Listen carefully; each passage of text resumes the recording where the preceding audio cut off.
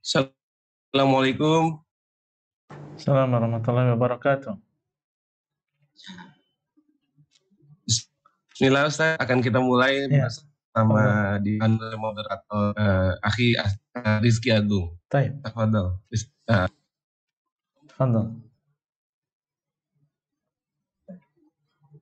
Kita mulai ya. Sebelumnya jamaah mohon untuk dimatikan kameranya ataupun audionya yang masih terbuka sebelum kita buka acaranya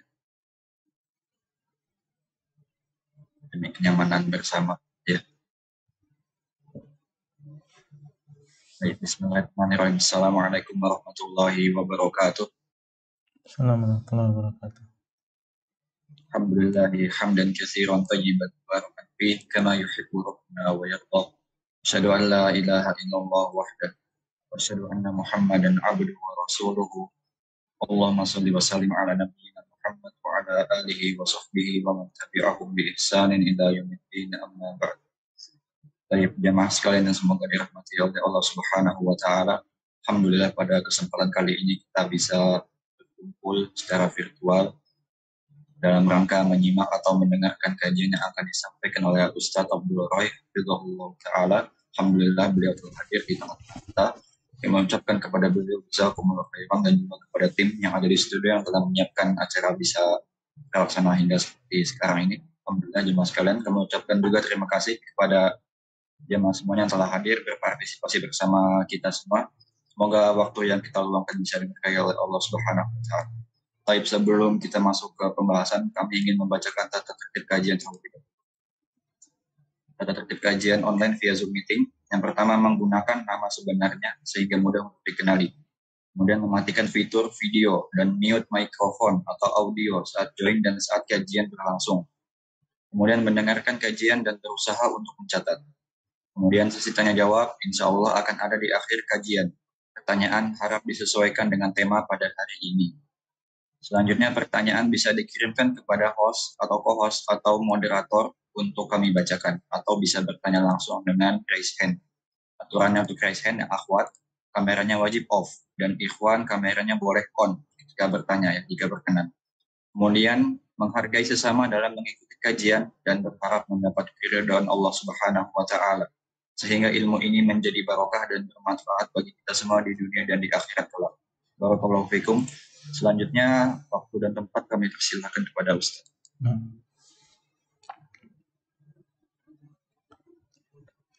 Bismillahirrahmanirrahim.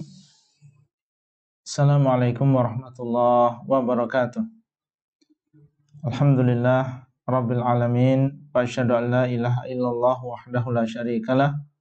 Wa asyhadu anna Muhammadan abduhu wa rasuluhu.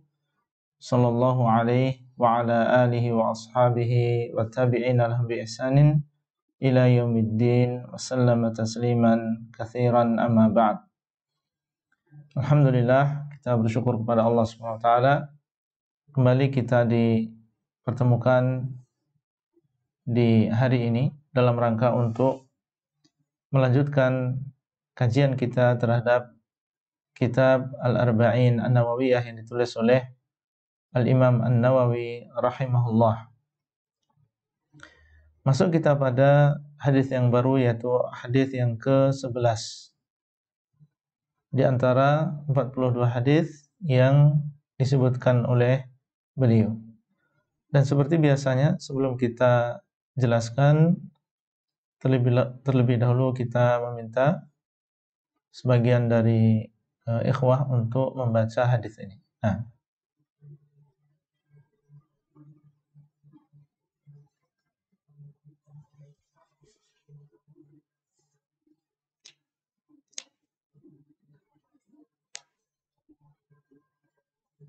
suaranya belum kedengaran.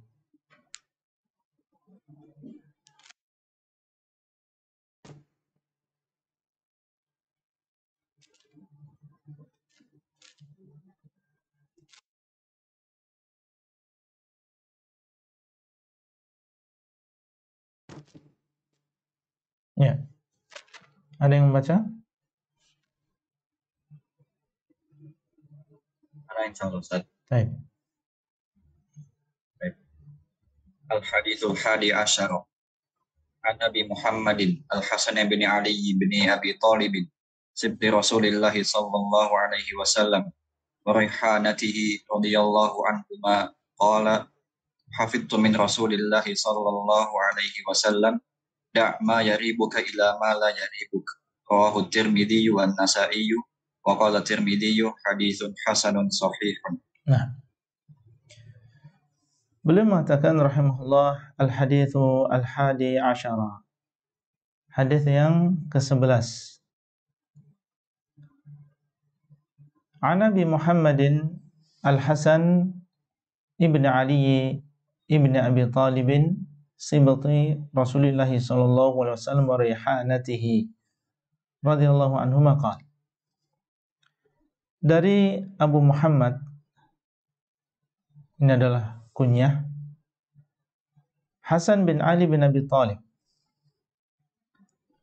cucu dari Rasulullah sallallahu alaihi wasallam dan kesayangan beliau. Hasan ini adalah anak dari Ali, dan Ali bin Abi Talib ini adalah suami dari Fatimah, putri Nabi sallallahu alaihi wasallam. Sehingga beliau adalah sibt.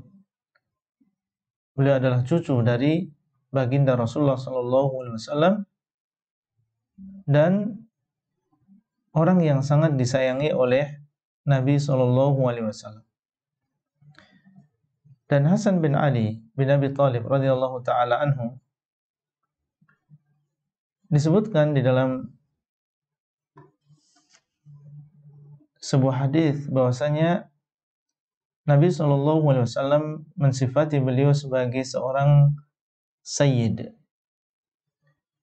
seorang pemuka yang dikedepankan, yang memiliki keutamaan. Beliau mengatakan inna bni hadza sayyidun wa sayuslihu Allahu bihi baina fi'ataini minal muslimin. Sesungguhnya ibni, anakku ini. Jadi cucu itu bisa dipanggil anak. Meskipun dia adalah anak dari anak kita, tapi bisa dipanggil anak. Ini adalah anak saya. Karena di sini Nabi SAW mengatakan inna bni hadza, sesungguhnya anakku ini. Demikian pula sebaliknya, bapaknya bapak kita itu bisa dipanggil bapak, bahkan yang lebih jauh daripada itu. Sehingga dalam sebuah hadis Nabi SAW ketika dilahirkan Ibrahim, putra beliau mengatakan sammaituhu bismi abi Ibrahim, aku menamakan dia dengan nama bapakku Ibrahim, dengan nama bapakku yaitu Ibrahim. Dan sering kita mengatakan bapak kita Adam. Bapak kita Adam. Padahal berapa jarak antara kita dengan Nabi Adam alaihissalam. Dan ini menunjukkan tentang keutamaan Hasan bin Ali. Dan beliau mengabarkan bahwasanya Allah akan mendamaikan dengan sebab Hasan bin Ali ini di antara dua pihak kaum muslimin. Ini adalah kabar yang gaib yang disebutkan oleh Nabi SAW dan terjadi sebagaimana yang dikabarkan oleh beliau SAW. Ketika Ali bin Abi Talib radhiyallahu taala anhu terbunuh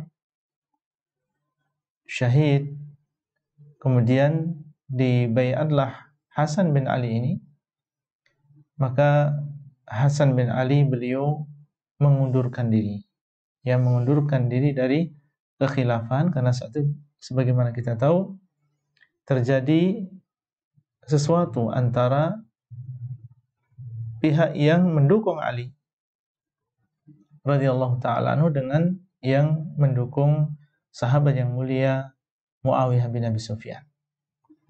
Nah, Hasan bin Ali beliaulah yang menjadi khalifah setelah Ali.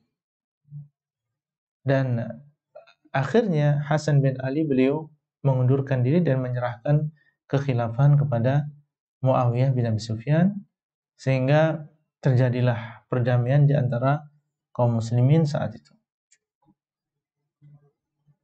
Dan muncullah setelah itu kebaikan dan berkah yang banyak dengan sebab perdamaian ini. Nah, ini terjadi sebagaimana digambarkan oleh Nabi SAW, dan ini menunjukkan tentang tanda kenabian beliau SAW. Ada yang mengatakan bahwasanya Hasan bin Ali ini lebih afdal daripada saudaranya. Dua-duanya memiliki keutamaan, yaitu Husain dan juga Hasan. Namun yang lebih afdal di antara keduanya adalah Hasan bin Ali radhiyallahu taala anhu. Lalu kenapa orang-orang Syiah mereka sangat mengagungkan Husain ini? Karena kisah tentang meninggalnya Husain ini menimbulkan banyak kesedihan. Nah, ini dimanfaatkan oleh orang-orang Rafidhah, orang-orang Syiah, yang kemarin kasusnya sempat viral ya, tentang salah satu di antara pengikut mereka yang mereka mengatakan nikah mut'ah sehingga hamil beberapa santriwati. Ini hakikatnya mereka ini adalah pengikut dari sekte Rafidhah atau sekte Syiah, yang memang di dalam agama mereka diperbolehkan yang demikian, yang nikah mut'ah atau kawin kontrak. Itu baru yang diketahui ya. Yang tidak diketahui lebih parah daripada itu. Dan akidah mereka tentunya bukan hanya itu saja. Akidah-akidah yang sampai kepada kekufuran ini banyak sekali. Kemudian ucapan beliau waraihanatihi, yang dimaksud dengan raihanah ini adalah sejenis bunga yang sangat harum baunya. Dan dikatakan bahwasanya Hasan bin Ali ini adalah raihanatuhu karena beliau sangat disayang oleh Nabi SAW, sehingga dinamakan dengan raihanah, orang yang sangat disayang oleh Nabi SAW. Demikian, Nabi SAW adalah seorang yang penyayang, dan secara umum orang yang menyayangi orang lain, maka Allah SWT akan sayang kepadanya. Sebagaimana dalam hadis, Ar-Rahimuna yarhamuhumur Rahman, yarhamu man fil ardi, yarhamkum man fis sama. Orang yang penyayang, maka Allah SWT akan menyayangi dia. Termasuk diantaranya apabila seseorang sayang kepada keluarganya, sayang kepada anaknya, maka Allah SWT akan sayang kepada orang tersebut. Irhamu man fil ard, hendaklah kalian menyayangi orang yang ada di bumi, niscaya Allah SWT akan menyayangi kalian. Qala, beliau mengatakan, yaitu Hasan bin Ali, hafidtu min Rasulillah sallallahu alaihi wasallam, aku menghafal dari Rasulullah sallallahu alaihi wasallam, mendengar ucapan beliau ini dan menghafal ucapan beliau ini dan tidak melupakannya. Dan ini menunjukkan bahwasanya Nabi SAW memperhatikan pengajaran terhadap cucunya, keluarganya, dan anak-anak kecil secara umum. Dahulu mereka merasakan tarbiyah dan ta'lim Nabi SAW, baik dengan ucapan maupun dengan perbuatan beliau SAW. Beliau tidak enggan untuk mengajari mereka. Ketika misalnya dalam keadaan makan, melihat sebagian anak kecil yang tidak beradab ketika makan misalnya, maka beliau tidak segan-segan untuk memberikan arahan. suruh makan dengan tangan kanan, ya, kemudian disuruh untuk makan atau dari makanan yang paling dekat dengannya, bukan mengambil makanan yang jauh darinya.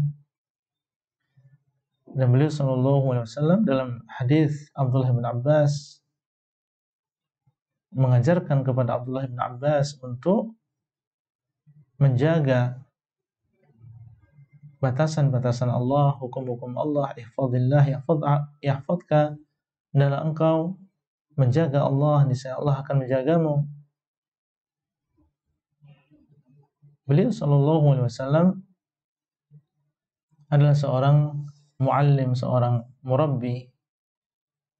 Dan Anas bin Malik radhiyallahu taala anhu, pelayan Nabi sallallahu alaihi wasallam yang melayani Nabi sallallahu alaihi wasallam selama 10 tahun kurang lebih,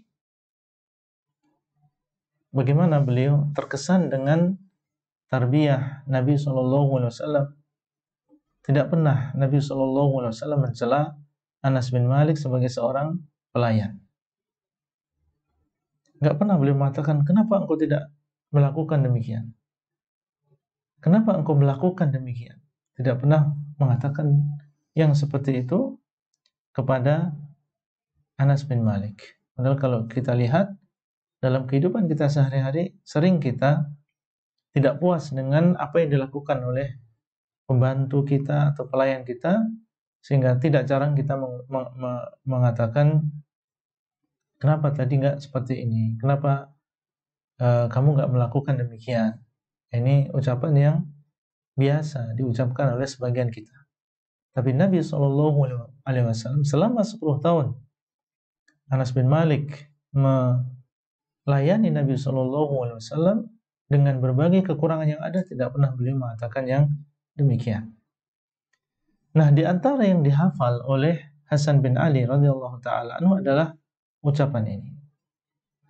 Da' ma yaribuka ila ma la yaribuk. Hendaklah engkau meninggalkan apa yang menjadikan engkau ragu, menjadikan hatimu menjadi goncang, ila ma la yaribuk, kepada sesuatu yang tidak menjadikan engkau ragu. Tinggalkan apa yang menjadikan engkau ragu kepada sesuatu yang tidak menjadikan engkau ragu. Hadis ini, para ikhwah dan juga para akhwat sekalian, termasuk jawami'ul kalim, termasuk kata-kata yang ringkas, akan tapi dia merupakan kaidah yang besar yang masuk dalam berbagai perkara di dalam agama ini. Nabi SAW diberi oleh Allah banyak dari jawami'ul kalim. Jawami' ini adalah jamak dari jami', yaitu sesuatu yang menyeluruh. Ucapan yang ringkas tetapi maknanya sangat dalam. Dan apa yang boleh disebutkan dalam hadis ini sangat bermanfaat bagi seorang muslim di dalam kehidupan dia sehari-hari. Kenapa demikian? Karena kita sebagai seorang manusia tentunya setiap harinya menemui berbagai permasalahan, menemui berbagai perkara. Dan ilmu yang kita miliki di dalam agama ini adalah terbatas. Tidak semuanya kita kuasai, tidak semuanya kita ilmui dengan sangat mendalam. Ini adalah sesuatu yang masing-masing dari kita insya Allah mengakui bahwasanya kita ini banyak masalah, banyak perkara yang kita hadapi, dan ilmu yang kita miliki tentang agama ini sangat terbatas. Mungkin karena kesibukan kita, dan bahkan orang yang menyibukkan dirinya dengan ilmu sekalipun banyak kekurangan, masih banyak perkara yang belum dia ketahui. Di antara perkara tersebut ada yang jelas-jelas keharamannya. Tentunya yang demikian tidak ada keraguan di dalam diri kita untuk meninggalkannya. Melihat sesuatu yang haram, ini adalah maksiat. Mendengarkan sesuatu yang haram, ini adalah maksiat. Tidak ada keraguan di dalam diri kita bahwa ini adalah sesuatu yang tidak diperbolehkan, sesuatu yang diharamkan di dalam agama ini. Kemudian sesuatu yang halal yang kita ketahui kehalalannya, demikian pula tidak ada keraguan di dalam diri kita tentang bolehnya. Air minum misalnya, air putih yang kita beli dengan uang yang halal atau diberikan oleh orang lain, kita minum dalam keadaan kita tenang dan tidak ada keraguan bahwasanya itu adalah minuman yang halal. Jenis yang pertama dan jenis yang kedua ini kita tinggalkan dalam keadaan kita tenang, dan kita lakukan sesuatu yang halal tadi juga dalam keadaan kita tenang. Tidak ada keraguan di sana.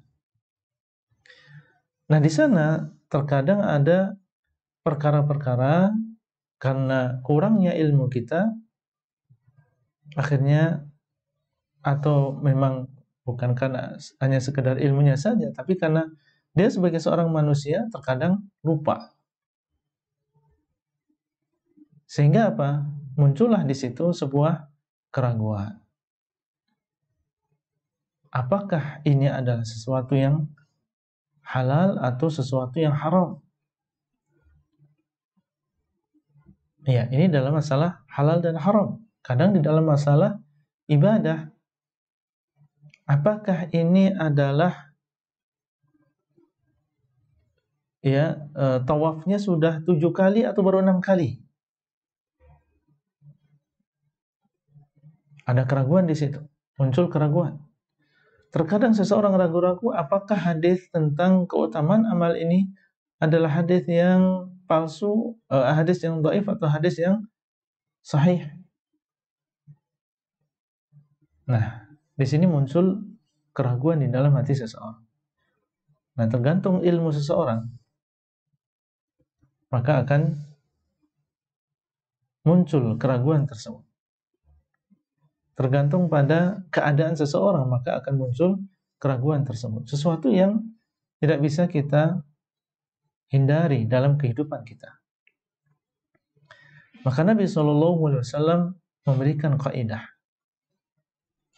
memberikan kaidah yang sangat agung, yang kalau kita pegang kaidah ini, maka banyak perkara-perkara yang bisa kita selesaikan dalam keadaan kita tenang, dalam keadaan kita tentram, tidak ada keraguan di dalam.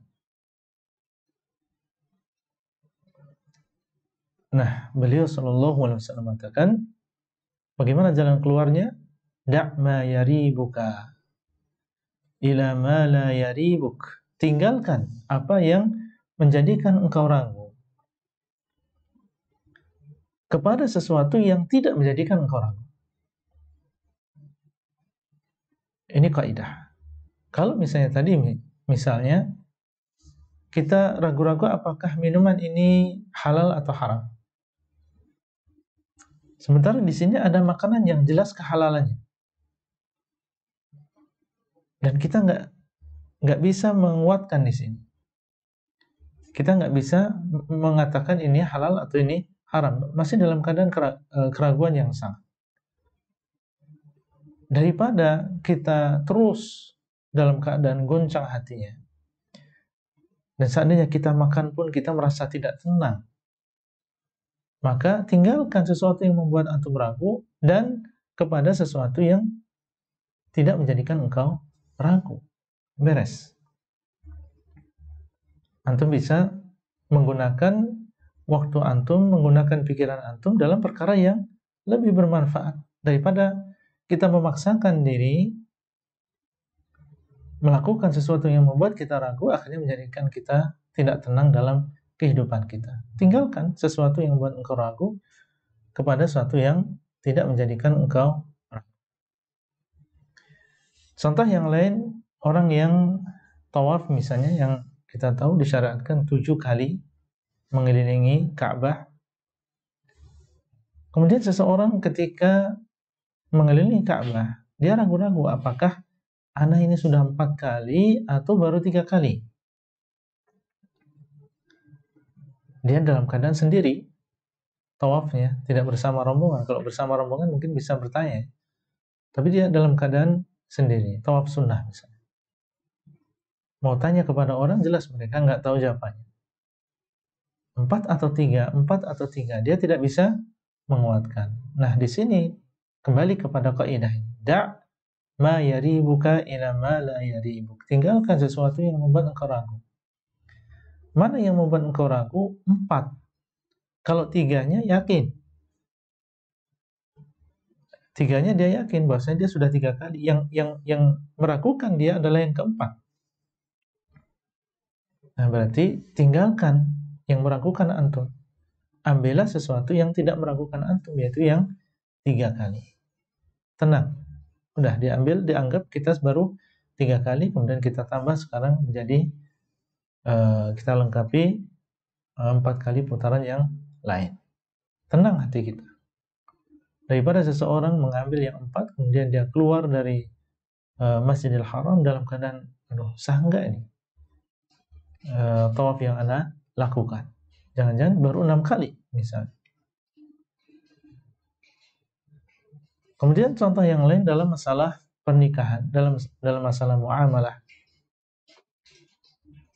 Seseorang misalnya mendatangkan di sana saksi, dan dia ragu-ragu apakah saksi ini adalah seorang yang adil atau tidak adil. Apakah dia ini saksi yang masih senang melakukan dosa besar atau tidak? Dia masih ada keraguan di situ. Apa yang harus dilakukan?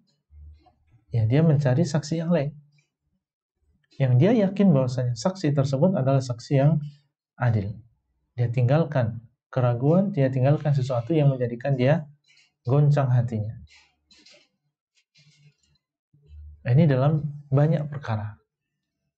Ya, bisa dalam masalah ibadah, dalam masalah muamalah, dalam masalah pernikahan.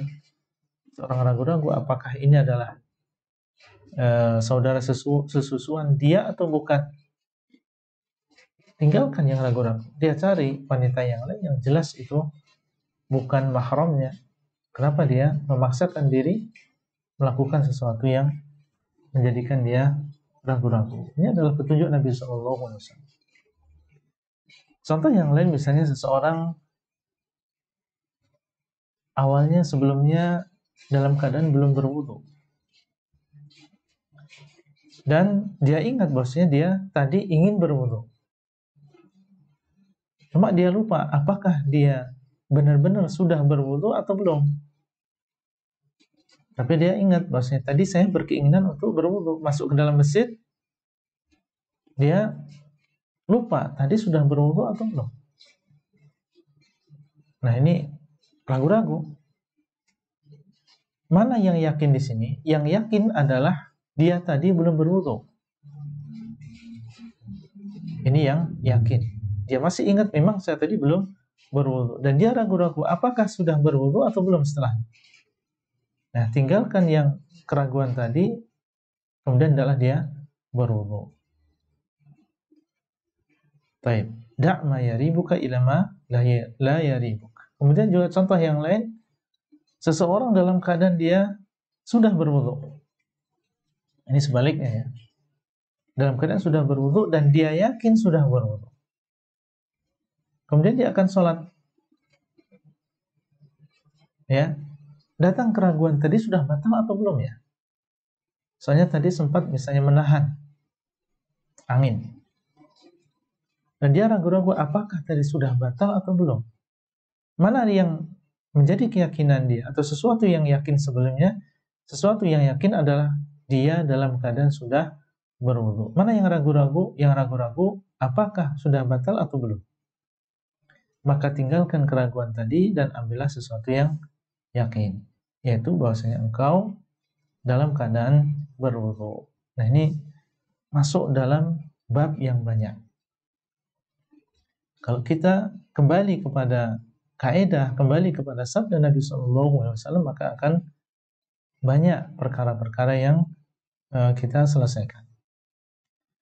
Kemudian para ulama menyebutkan menyebutkan sebuah perkara yang patut menjadi perhatian kita semuanya, yaitu apa? Orang yang menggunakan kaidah ini, ya terutama di dalam masalah halal dan juga haram, ya. Orang yang menggunakan kaidah ini tentunya adalah orang yang sudah terbiasa meninggalkan perkara yang haram. Dalam kehidupan sehari-hari, dia orang yang terbiasa meninggalkan perkara yang jelas keharamannya. Ketika muncul sesuatu yang dia ragu apakah itu halal atau haram, maka dia tinggalkan karena dia ragu. Ini bermanfaat bagi orang tersebut karena memang dia terbiasa meninggalkan perkara yang diharamkan. Ketika muncul sesuatu yang meragukan, maka dia tinggalkan perkara yang meragukan tadi. Nah, ini tidak berlaku bagi orang yang terbiasa melakukan yang haram. Artinya sesuatu yang jelas-jelas keharamannya dia lakukan. Padahal dalilnya dari Al-Quran jelas, dalilnya dari hadis jelas. Ini adalah makanan yang haram, ini adalah minuman yang haram. Khamr ini adalah minuman yang haram, babi ini adalah makanan yang haram. Baik, tapi dia langgar. Dia makan makanan yang haram tersebut dan dia minum minuman yang haram tersebut. Nah, orang yang seperti ini, kalau yang haram jelas saja dia makan, apalagi sesuatu yang hanya syubhat. Ya, makanan yang jelas haramnya dan minuman yang jelas haramnya saja dia makan, apalagi yang samar-samar. Ini lebih berani dia untuk memakannya. Maka sekali lagi, kaidah ini berlaku bagi orang yang dia memang terbiasa meninggalkan perkara yang haram. Adapun seseorang yang biasa memakan makanan yang haram, minum minuman yang haram, maka yang demikian tidak berlaku bagi dia. Dia akan lebih berani untuk memakan sesuatu yang samar-samar hukumnya.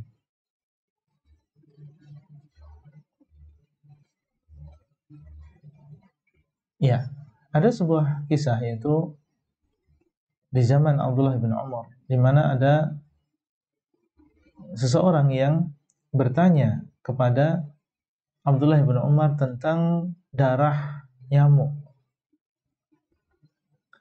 Tentang darah nyamuk. Dan laki-laki ini berasal dari Irak. Dan ahlul Irak, orang-orang Irak, mereka lah yang membunuh Husain. Mereka lah yang membunuh Husain, cucu Nabi SAW, seorang sahabat Nabi SAW. Nah, ketika ada di antara mereka yang bertanya kepada Abdullah bin Umar tentang darah nyamuk, apakah dia najis atau tidak, maka Abdullah bin Umar mengatakan, yas'aluni an damil ba'udhi wa qad qatalul Husain. Mereka bertanya kepadaku tentang darah nyamuk, padahal mereka lah yang menumpahkan darah Husain. Maksudnya bagaimana? Sesuatu yang jelas keharamannya, membunuh, dan yang dibunuh adalah seorang cucu Nabi, seorang sahabat Nabi SAW. Mereka tidak bertanya bagaimana hukumnya, tidak ada penyesalan dan seterusnya, padahal itu adalah sesuatu yang diharamkan. Kemudian mereka bertanya tentang darah nyamuk. Nah, ini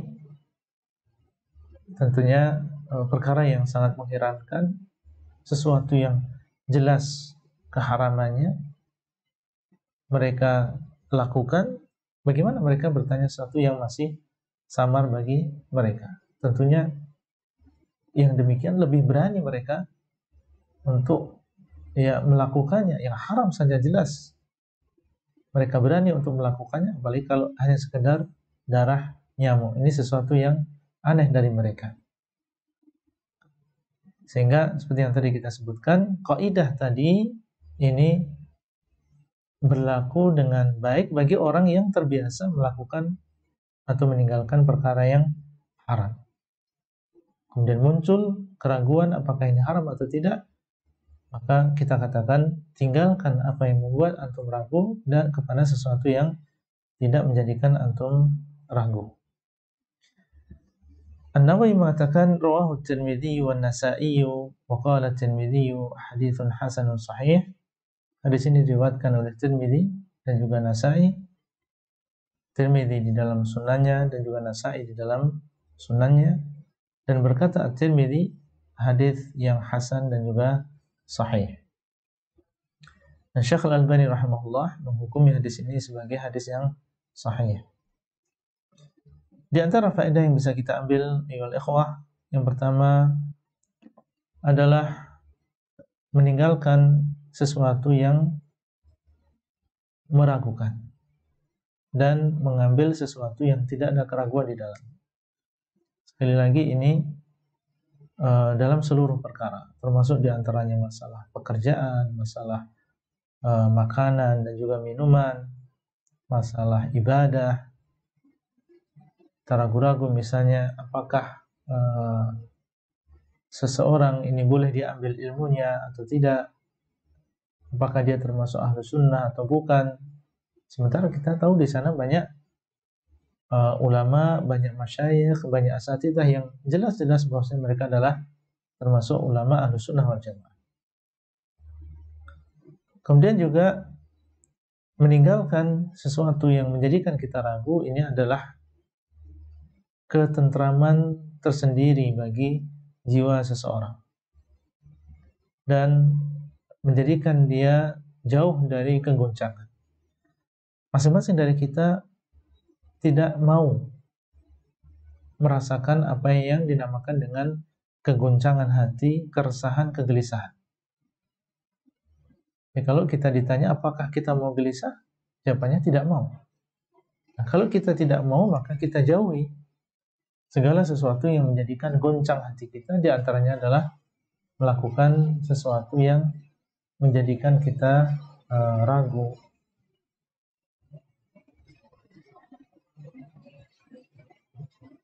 Ya. Dan di antara faedah yang bisa kita ambil bahwasanya Nabi SAW diberikan oleh Allah Azza wa Jalla jawami'ul kalim. Diberikan oleh Allah SWT jawami'ul kalim, yaitu ucapan yang singkat tetapi memiliki makna yang sangat padat. Demikian pula menunjukkan tentang kesempurnaan agama Islam. Sampai di dalam masalah seperti ini Nabi SAW memberikan petunjuk, memberikan arahan. Karena memang kita sebagai seorang manusia banyak menghadapi yang seperti ini. Kita banyak menghadapi sesuatu yang menjadikan kita ragu.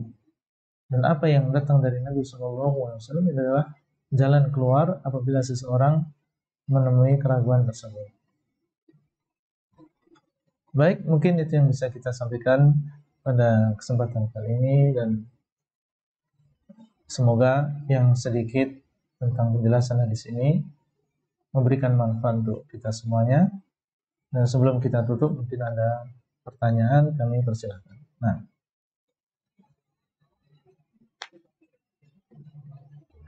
Heran atas penyampaiannya. Zaman sekali kita sekarang masuk ke sesi tanya jawab. Sebelum kami bacakan pertanyaan yang masuk via chat, kami mengizinkan jamaah yang ingin bertanya langsung untuk raise hand. Silakan jika ada yang ingin bertanya langsung. Ya, ada dari saudara Ismail Zanis. Silakan untuk tanya. Assalamualaikum warahmatullahi wabarakatuh, Pak Ustadz. Assalamualaikum warahmatullahi wabarakatuh. Ahlan wa sahlan, Pak Ismail. Sehat Pak Ustadz? Alhamdulillah, yakumullah. Ya. Ya. Pak Ustadz, Ana mau bertanya, untuk keyakinan atau keraguan yang kita dapatkan tentunya dibekali oleh ilmu ya Pak Ustadz ya. Ya. Karena kan kadang-kadang kita yakin ragunya dengan ilmu yang kurang. Jadi mohon arahan Pak Ustadz seperti apa gitu keyakinan dan keraguan yang mungkin terjadi di antara pilihan yang tadi Pak Ustadz sampaikan gitu Pak Ustadz. Diulangi Pak Ismail. Ya, jadi dari keyakinan dan keraguan itu berarti kan dengan ilmu. Iya. Atas apa? Jadi kita merasa yakin dan ragu itu apa dari masing-masing orang itu tentu berbeda ya. Jadi minta penjelasannya lebih lanjut gitu Pak Ustadz. Baik. Tadi sudah kita sebutkan bahwasanya karena kurangnya ilmu yang dimiliki oleh seseorang muncullah keraguan. Ya, seseorang misalnya tadi masalah makanan atau minuman, ya dia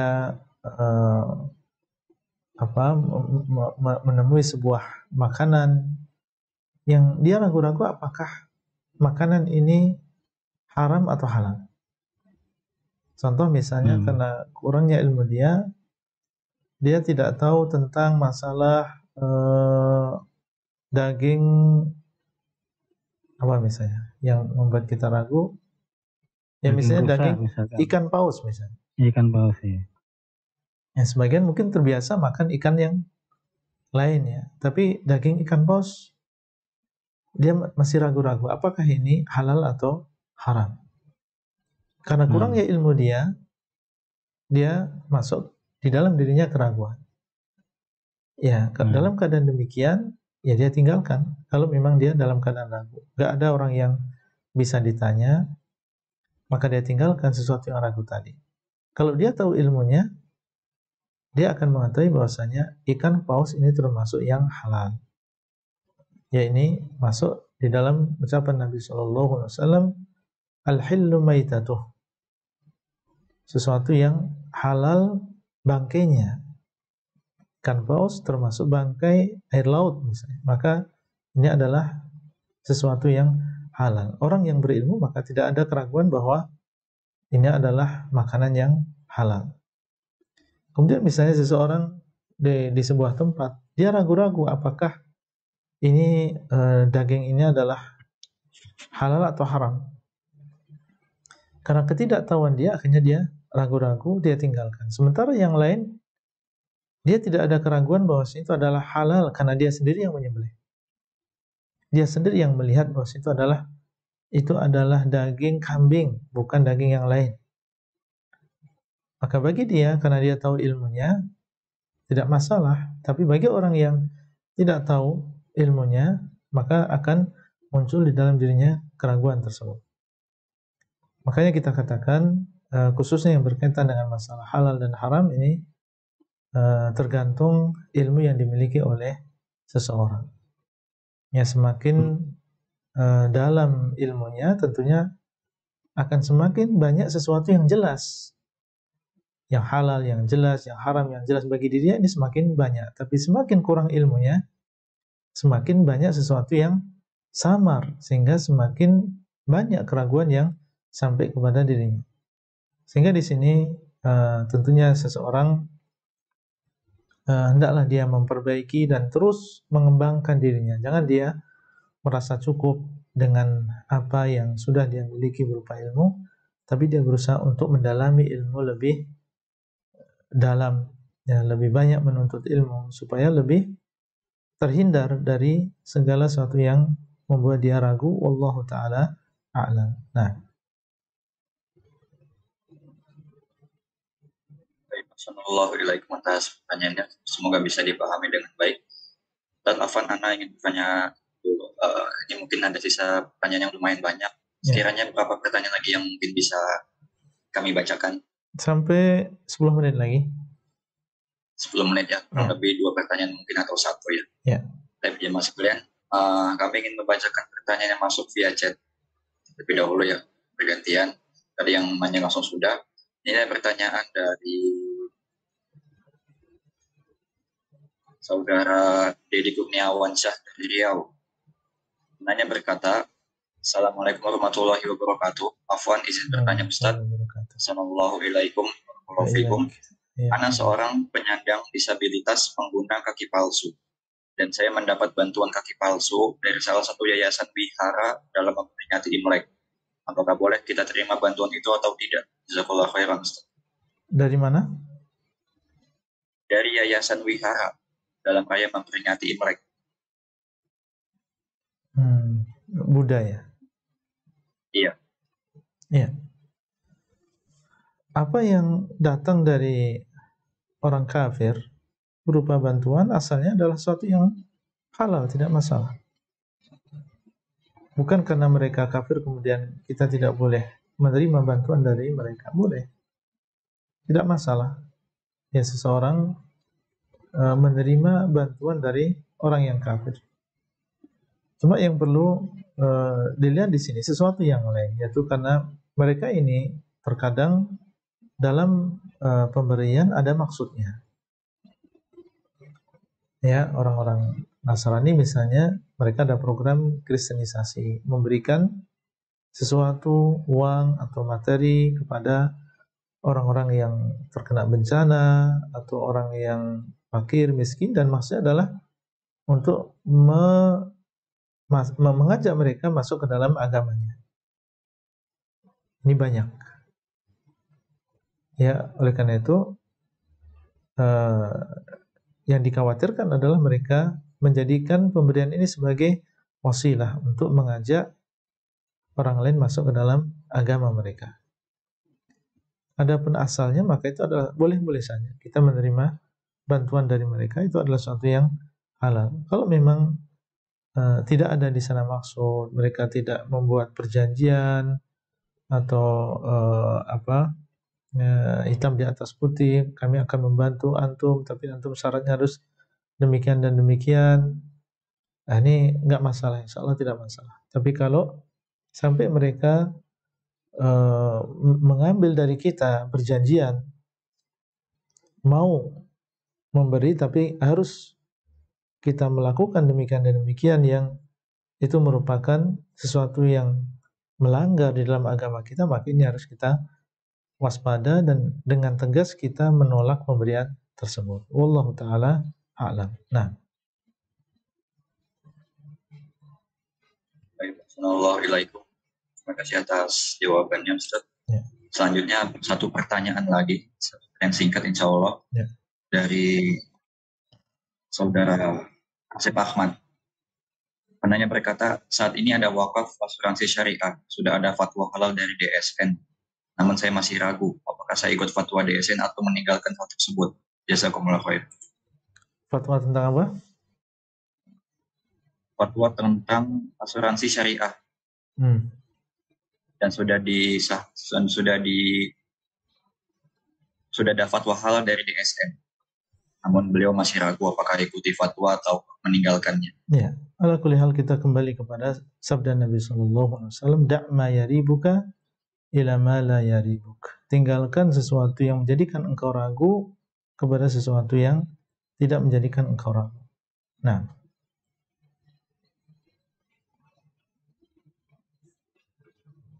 baik. Assalamualaikum. Terima kasih atas jawabannya. Mungkin kita cukupkan sampai sini Ustaz ya.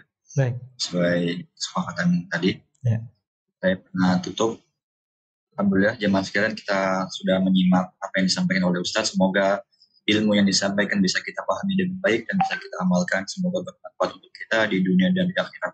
Dan juga akan mengucapkan terima kasih kepada Ustaz, kepada jemaah sekalian telah menyimak dari awal hingga akhir.